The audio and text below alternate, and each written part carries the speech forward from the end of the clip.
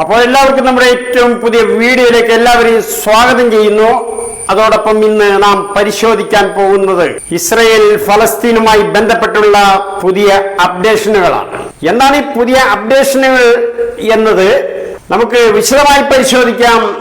ലോകത്തെമ്പാടുമുള്ള രാഷ്ട്ര നേതാക്കളും ലോകത്തെമ്പാടുമുള്ള ബഹുഭൂരിപക്ഷം വരുന്ന രാഷ്ട്ര നേതാക്കളും ഫലസ്തീനെ തീവ്രവാദവൽക്കരിക്കുകയും ഫലസ്തീനെ വേട്ടക്കാരനായി പ്രചരിപ്പിക്കുകയും അതുപോലെ ഇസ്രയേലിനെ ഇരയായി ഉയർത്തിക്കാണിക്കുകയും ഒക്കെ ചെയ്യുന്ന തിരക്കിലാണ്. ഈ ലോകമെമ്പാടുമുള്ള ബഹുഭൂരിപക്ഷം വരുന്ന രാഷ്ട്രങ്ങൾ എന്ന് പറഞ്ഞത്, ആ രാഷ്ട്രങ്ങൾ പലരും ഇസ്രയേലിനെ പിന്തുണയ്ക്കുകയും ഇസ്രയേലിന്റെ മൂട് താങ്ങുകയും ഒക്കെ ചെയ്യുന്നത് അതിന് പ്രധാന കാരണമുണ്ട്. അവരുടെ തലതൊട്ടപ്പൻ അമേരിക്ക അവരുടെ കൂടെയാണ്. അപ്പൊ അമേരിക്ക എവിടെ നിൽക്കുന്നോ അവിടെ ദാസ്യപ്പണി ചെയ്യുക എന്നുള്ളതാണ് ഇവർ ചിന്തിക്കുന്നത്. അതോടൊപ്പം ഇസ്രയേലിനെ മഹത്വവൽക്കരിക്കുക, ഇസ്രയേലിനെ ഇരവൽക്കരിക്കുക, ഇതൊക്കെ ഏറ്റുപറഞ്ഞാൽ എന്തെങ്കിലും ഒക്കെ നക്കാപ്പിച്ച തിന്നാൻ കിട്ടും. അമേരിക്കയുടെ സിമ്പതി പിടിച്ചു പറ്റിയാൽ എന്തെങ്കിലും നക്കാപ്പിച്ച തിന്നാനായി വ്യക്തിപരമായിട്ട് ഇവർക്ക് നേട്ടമുണ്ട്. അതുകൊണ്ട് ഇത്തരക്കാർ ആ പീഡനം ഏറ്റുവാങ്ങുന്ന പാവം ഗസ നിവാസികളെ പള്ളയ്ക്ക് കുത്തുന്ന, പിന്നിൽ നിന്ന് കുത്തുന്ന നിലപാടാണ് ഏതാണ്ട് ലോകത്തെമ്പാടുമുള്ള ലോകരാഷ്ട്രങ്ങൾ സ്വീകരിച്ചു പോരുന്നത്. അപ്പോ ആരൊക്കെയാണ് എന്തൊക്കെയാണ് ചെയ്യുന്നത്? ചില രാഷ്ട്രത്തലവന്മാർ വിളിച്ചു പറയുകയാണ് ഉച്ചത്തിൽ, മറ്റ് ചില രാഷ്ട്രത്തലവന്മാർ സ്വകാര്യമായും പറയുന്നു. സ്വകാര്യമായി പറയുന്ന രാഷ്ട്രത്തലവന്മാർ അവരുടെ രാജ്യത്തെ ജനങ്ങളെയാണ് ഭയക്കുന്നത്. ഏതാണ്ട് ജനാധിപത്യ രീതിയിൽ, ജനാധിപത്യ വ്യവസ്ഥിതിയിൽ തെരഞ്ഞെടുപ്പിനെ നേരിട്ട് അധികാരത്തിൽ കയറുന്ന ഭരണകർത്താക്കൾ അത്തരക്കാർ സ്വകാര്യമായിട്ട് പറയും. അല്ലാതെ അടിച്ചൊതുക്കി ജനങ്ങളെ അടിച്ചമർത്തി ഭരിക്കുന്ന ചില രാഷ്ട്രങ്ങളിലെ ഭരണ നേതൃത്വം പരസ്യമായും ഹമാസിനെയും ഹിസ്ബുള്ളയെയും ഹൂത്തിയെയും ഒക്കെ തള്ളിപ്പറയും. അങ്ങനെ അമേരിക്കയുടെയും ഇസ്രയേലിന്റെയും സിമ്പതി പിടിച്ചു പറ്റുക എന്നുള്ളതാണ് ഇവരുടെ പ്രധാന ഉദ്ദേശം. അപ്പോൾ ഇതിൽ എനിക്ക് ചോദിക്കാനുള്ള ഒരു ചോദ്യമുണ്ട്. ഞാനും വേണമെങ്കിൽ സമ്മതിച്ചു തരാം ഫലസ്തീനികൾ തീവ്രവാദികളാണെന്ന്, ഹിസ്ബുള്ളയും ഹൂത്തിയും ഹമാസും ഒക്കെ തീവ്രവാദികളാണെന്ന് സമ്മതിച്ചു തരാം. എന്നാൽ ഒരു തീവ്രവാദ രാജ്യമായി പ്രഖ്യാപിച്ചിട്ടുള്ള ഒരു രാഷ്ട്രം എങ്ങനെയാണ് ഒളിമ്പിക്സിൽ പങ്കെടുക്കുക? ഫലസ്തീൻ ഈ കഴിഞ്ഞ ഒളിമ്പിക്സിൽ, പാരീസ് ഒളിമ്പിക്സിൽ പങ്കെടുത്ത ഒരു രാജ്യമാണ് ഫലസ്തീൻ. പേരുകൊണ്ടെങ്കിലും രാജ്യമുണ്ടല്ലോ.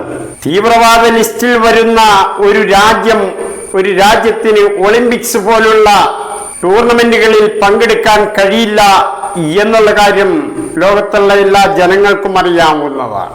എന്നാൽ ലോകത്തെമ്പാടുമുള്ള യൂറോപ്യൻ, അമേരിക്കൻ രാജ്യങ്ങളിലെ ഭരണാധികാരികളാണ് ഈ അമേരിക്കയുടെയും ഇസ്രയേലിനെയും ഒക്കെ പിന്തുണയ്ക്കുന്നത്. എന്നാൽ അവിടുത്തെ പൊതുജനങ്ങൾ ആർക്കൊപ്പമാണ്? പൊതുജനങ്ങളുടെ ഹൃദയം ആർക്ക് ഒപ്പമാണ്? പ്രതികരണം ആർക്ക് ഒപ്പമാണ്? അവരുടെ മനസ്സ് ആർക്ക് ഒപ്പമാണ്? അവരുടെ പ്രാർത്ഥന ആർക്ക് ഒപ്പമാണ്? നമുക്കൊന്ന് കണ്ടു നോക്കാം. പാരീസ് ഒളിമ്പിക്സിന്റെ സമാപന ദിവസം ഫലസ്തീൻ എന്ന രാജ്യത്തു നിന്നും ഒളിമ്പിക്സിൽ പങ്കെടുത്ത താരങ്ങൾ അവസാന ദിവസം ഗ്രൗണ്ടിനെ വലയം വെച്ച സമയത്ത് ആ രാജ്യത്തെ ജനങ്ങളുടെ മനസ്സിൽ ഫലസ്തീനുള്ള സ്ഥാനം എന്താണ്? ആ സ്ഥാനം പ്രകടമാക്കുന്നതായിരുന്നു ആ ഒളിമ്പിക്സ് വേദിയിലെ ജനങ്ങളുടെ ആർപ്പുവിളികൾ. ജനങ്ങളുടെ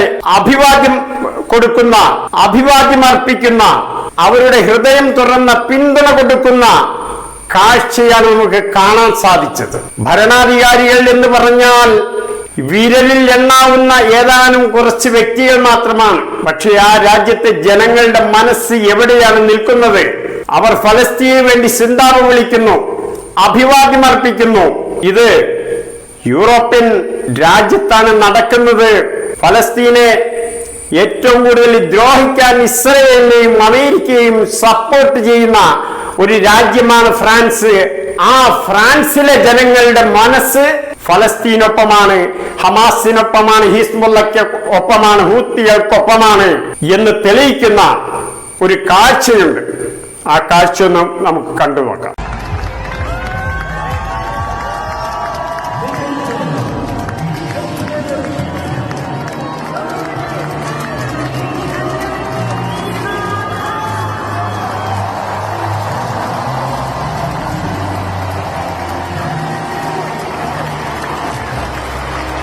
നോക്കൂ, ഒരു തീവ്രവാദ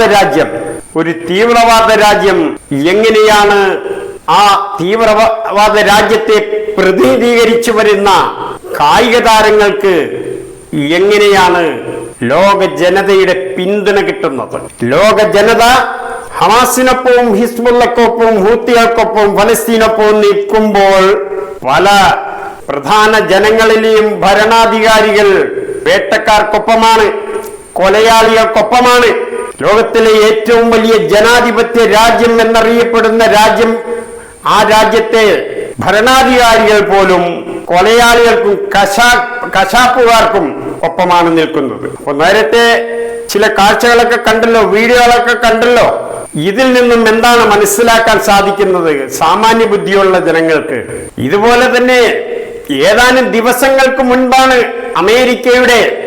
അമേരിക്കയുടെ ഭരണ സ്ഥിരാകേന്ദ്രത്തിൽ അമേരിക്കയിലെ യുവതികളായ യഹൂദ പെൺകുട്ടികൾ ഹമാസിനും ഹിസ്ബുള്ളയ്ക്കും വേണ്ടി സിന്താവ് വിളിച്ചുകൊണ്ട് അവിടെ സമരം നടത്തിയത്. ഞങ്ങളും യഹൂദരാണ്, ഇസ്രയേലും അമേരിക്കയും ചെയ്യുന്നത് അധിനിവേശമാണ്, വേട്ടക്കാരാണ് നിങ്ങൾ, ഞങ്ങളുടെ പിന്തുണ ഫലസ്തീനും ഹിസ്ബുള്ളയ്ക്കും ഹമാസിനും ഒക്കെയാണ് എന്ന് പറഞ്ഞുകൊണ്ട് അവിടെ അമേരിക്കൻ പാർലമെന്റ് മന്ദിരത്തിന് ക്യാപിറ്റോൾ സിറ്റി എന്നാണ് പറയുന്നത്, ക്യാപിറ്റോൾ മന്ദിരം. ഇതിനകത്ത് പ്രതിഷേധിച്ച പെൺകുട്ടികളെ ജനാധിപത്യ വിരുദ്ധ രീതിയിൽ അവിടെ നിന്നും മൃഗീയമായി അറസ്റ്റ് ചെയ്ത് കൊണ്ടുപോവുകയായിരുന്നു. പെൺകുട്ടികൾ എന്ന പരിഗണന പോലും കൊടുക്കാതെ അവരുടെ കൈകൾ പിറകിലോട്ട് വലിച്ചു കെട്ടിക്കൊണ്ട്, ടൈറ്റായി കെട്ടിക്കൊണ്ട് അവരെ അറസ്റ്റ് ചെയ്ത് കൊണ്ടുപോയി ജയിലിലടച്ചു.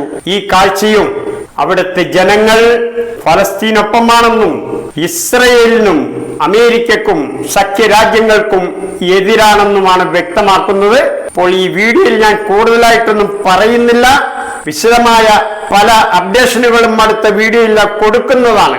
അതുകൊണ്ട് ഇതുവരെ എന്നെ ശ്രവിച്ച, എന്നെ കേട്ട എല്ലാവർക്കും എൻ്റെ വലിയൊരു സലാം.